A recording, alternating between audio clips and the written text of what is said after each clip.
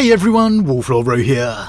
Today we're discussing the view and effect of the Psyker within the Imperium. Spoiler warning to begin, as the events we're discussing today are from the Warhammer 40k short story Refuge by Steve Lyons.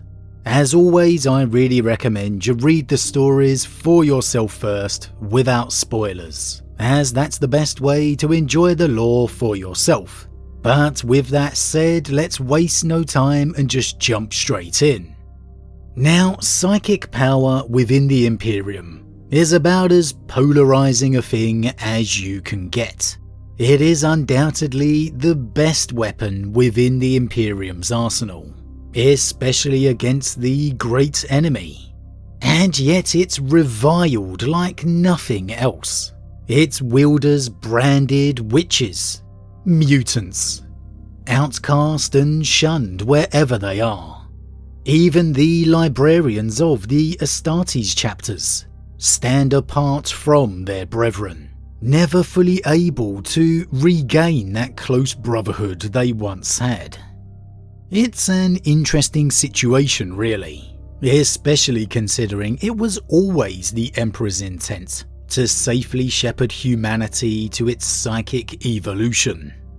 That the Emperor himself was a Psyker, the most powerful the galaxy has ever seen. However, I guess you could argue the mistrust began with his own decision upon Nicaea, the banning of psychic powers across the galaxy. It's arguable ever since then, even with its use against the ruinous powers, the trust has simply never been there. And as the Imperium descended into paranoia, zealotry and extremism post-heresy, perhaps it was the only inevitable conclusion. And I recently read a great little highlight of this strange situation within the short story Refuge. Here, a Mordian Astra Militarum platoon had been dispatched into the lower depths of a hive to deal with a rumoured outbreak of mutants. And by mutants here, we're talking unsanctioned Psykers. And it was a real interesting little situation, as the Mordians had a group of Psykers attached to them for this particular mission. The city reminded Guardsman Lucius Maya of home. That was the second worst thing about this assignment. The worst, to his mind, was the nature of some of his allies. I saw them in the mess. A young colleague had confided in him aboard the troopship that had conveyed them here. They were shackled, of course, but their eyes. One barely glanced at me, but I felt its gaze could strip away my flesh. Captain Blucher invited them aboard. Maya had reminded him sharply. It is not our place to question his reasons. He was a loyal soldier after all, and a soldier of Mordian, which meant even more. No, of course not. I never would, the youngster had insisted hastily. I am only concerned that, in the heat of battle, I may find myself unable to, well, trust my life to them, as I ought to a comrade in arms. Maya had nodded grimly. We must both strive to overcome such failings. So the worst thing about this upcoming mission is the fact that they have psychic users coming along. Of all the nightmare possibilities, the fact they're heading deep into an underhive, that there is so much unknown that they're heading into, it all clearly pales in comparison to these guardsmen. And so that gives you an immediate view on how they're perceived. I may find myself unable to trust them. The young colleague may be saying may, but we all know that already means I don't. And that's a real sorry state of affairs when it's your allies you're talking about. Sure, Guardsman Maya states they're here by the captain's invitation, that it's not their place to question, but it's him who privately views them as the worst thing. So he's no real better himself. His private thoughts equally the same. And do I even have to mention the worst thing here? Shackled. The Psykers were shackled aboard the troop carrier. Loyal servants of the Imperium, and they are shackled when still performing their duty. All due to what? Paranoia and fear. The reality of the Imperium that Guilliman returned to find. Even though he has no love for psychic power, he would be appalled at the treatment of those loyal to the Emperor here. Sure, Guilliman himself distrusts psychic power, but he's fully aware that some of his own brothers were psychic too. Even the most beloved, Sanguinius, would he see him in chains? I don't think so. Again, what another irony. The Imperium, which reviles Psykers so, venerates the angel Sanguinius most of all. And let's not forget that Guilliman's inner council is made up entirely of psychic users too. But I digress. I guess that final remark of striving to overcome their failings is a lesson that the entire Imperium could do well to remember. However, their mission would begin, and they would begin their descent through the hive, passing the many workers in its forges and factories as they went. And Maya feels a strong sense of pride at being a Mordian, as the people turn to view the platoon as it passes by. However, it's a pride tarnished in his mind by the accompanying Psykers. Mordian had fallen to a cowardly attack, but its people were unbowed. The Mordian Iron Guard was the most expertly disciplined of the Emperor's fighting forces, the best and brightest of humanity. They represented hope in the darkest of days. It pained Maya, therefore, that some eyes slid over their massed ranks to alight upon the dishevelled wretches beside them, and that the awe quickly faded from those eyes, driven out by apprehension and revulsion. The Psykers numbered 7 in all, a single squad, though Lieutenant Gunderson had called them a choir in his briefing. He had also called them Weird Veins, a word unfamiliar and unnatural sounding to Maya. They were outnumbered 13-1 by the Mordians, which was some comfort. Commissar Steinhardt had been assigned to the Weird Veins alone. She was keeping them in line as best she could. Even under the threat of her pistol, they slouched and squirmed, and occasionally let out little groans. They wore tattered cloaks over regulation flak armour. Each wielded a stout staff taller than itself, crowned by the 2-headed Imperial Eagle, cast in silver, perched atop a single eye. Maya was unconvinced by the trappings of fealty. He couldn't help feeling they profaned the sacred symbol by their use of it. 5 of them were male, 2 female.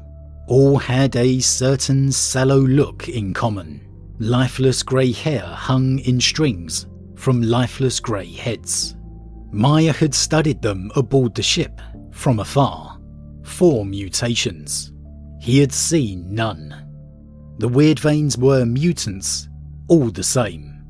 Touched by the warp, they hid their corruption inside of them.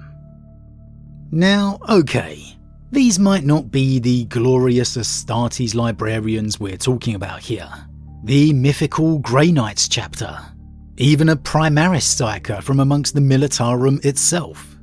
But still, they are here performing their duty. Equally as loyal as the Mordians themselves. Yet still, that ingrained hatred remains. Ingrained within the people of the Imperium entirely. a key tenet of the Imperial Creed. To purge the heretic, beware the Psyker and the mutant, and abhor the alien. It's an indoctrination really, so ingrained they just can't look past it. A mantra drilled into them since childhood, wherever they are across the Imperium. Beware the Psyker and mutant. If the Emperor tells you that, it must be true, because there's really no difference in the people's eyes. The Imperial Creed is all about loyalty to the Emperor. He is the fundamental aspect of the Imperium. And so really, for the people across the Imperium, hating the Psyker is being loyal to the Emperor. Perfectly evidenced by Maya referring to himself and his fellow Mordians as the best and brightest of humanity. And I find it real interesting that even though bearing the Imperial Eagle staffs, the very symbol of the Imperium, still Maya can't look past it. Each wielded a stout staff taller than itself, crowned by the two-headed Imperial Eagle cast in silver, perched atop a single eye. Maya was unconvinced by the trappings of fealty. He couldn't help feeling they profaned the sacred symbol by their use of it. Even through service and loyalty, a Psyker simply can't change an opinion. The opinion of the masses. As Maya's own thoughts reveal here, even though they bear no sign of mutation, they are mutants and nothing more to him, because they are touched by the warp. I mean, as terrible as this way of life is, as appalling, you have to hand it to the Imperial institution in the wake of the heresy. As the Scouring truly pushed back the enemy, they really went to town on conditioning the populace, doing whatever they could to ensure another heresy would never happen. There's even a moment on the mission where the platoon begins to feel a little effect of the enemy mutants nearby as they press on deeper into the Underhive. And such is the paranoia, fear of the platoon, that they draw their own guns on the Weirdveins, only stopped by the Commissar barking them back into line. But it's evidence of how easily the fear of the unknown can lead to panic.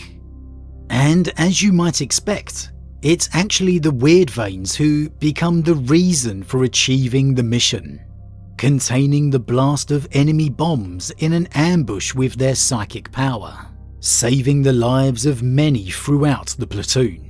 And it's the Weirdveins who are key to defeating the rebel mutants, the unsanctioned Psykers. As we know, the best way to defeat enemy Psykers is with Psykers of your own. And though you may hope witnessing this action firsthand might change Maya's opinion, again, such is the might of the Imperial Creed, such is its dominance on life within the Imperium. It doesn't. It can't. At least not how you'd hope. What will happen to them? He had asked his sergeant in their temporary barracks the previous night. Scheitel had shrugged, unconcerned. They will be assessed on holy terror. Most of the older ones, I imagine, will have to be put down. They have been exposed to the warp's corruption too long, without guidance, without control. And the others? Maya had pressed him. The children? They cannot be cleansed of their corruption, of course. Of course not, he had agreed. Perhaps too quickly. But they can learn to resist its creeping effects. They can still have love for the Emperor instilled into them. We have seen how some, if properly disciplined, can be used as tools or weapons for his cause. Maya had nodded thoughtfully. A necessary evil. 9 Mordian soldiers had died in the squalor of the Underhive. 9 good, loyal guardsmen, slain in the course of their duty. 2 had been shot by their own sergeants as a mercy. Their minds had been destroyed, reducing them to drooling wrecks. The profane power that could do this, in Maya's opinion, was best eradicated outright. Certainly, it could not be allowed to breed unchecked in the squalid realms of outcasts, heretics and cripples. He was more convinced of this now than ever before. And perhaps that's the great lesson of the Imperium. Fear. It dominates the grim dark. Maya here in truth owes his life to the Psykers who accompanied the mission. In fact, most likely the entire platoon does. Yet rather than opening his eyes to how important they are, how thankful he should be, instead he's still able to see them as nothing more than a necessary evil, focusing more on the deaths inflicted by the enemy, his fear, either unable or perhaps more unwilling to see the good in the weird veins, the Psykers who not only secured the objective, but saved his life, who were the very reason the platoon returned at all. Can you imagine how different the Imperium would have been if it knew its true history? If knowledge was celebrated instead of being persecuted? That the Emperor was a man and a Psyker. That Malkador the hero was a Psyker too. That many of the Emperor's sons were too, including the Great Angel. That the so-called mutants they revile are actually the same so-called mutants who founded the Imperium, who saved it, and that it was actually the Emperor's intention all along to help humanity become an entire race of Psykers, to guide them to their future evolution. An evolution that some might say has begun now with the psychic awakening. But as always everyone, what do you think? Is this the perfect example of the fear that festers at the root of the Imperium? The paranoia that dominates it all? How the Imperium at times can be its own worst enemy? Considering Psykers are more common now than ever across the galaxy, considering they are by far the best tools and talents the Imperium has to defend itself, do you think we could ever see the Imperium begin to embrace them? Or is it more likely the more Psykers appear, the more radical the Imperium will become? And are you surprised the distrust extends into the Astartes chapters somewhat too? That even librarians feel disconnected from their fellow brothers? Or is it simply inevitable?